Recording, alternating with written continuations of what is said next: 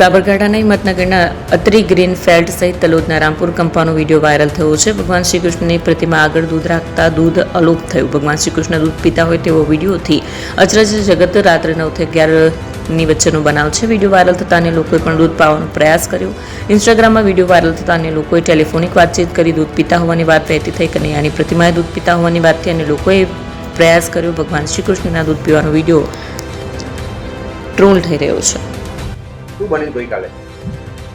Atri green ફ્લેટમાં પટેલ ભરતભાઈના ઘરે રાત્રે શ્રી કૃષ્ણ ભગવાન દૂધ પીતા હોવાના સમાચાર મળ્યા અચાનકથી. તો અમે બધા એમના ઘરે જઈ અને શ્રી કૃષ્ણ ભગવાનને નરી આંખે દૂધ પીતા જોયા.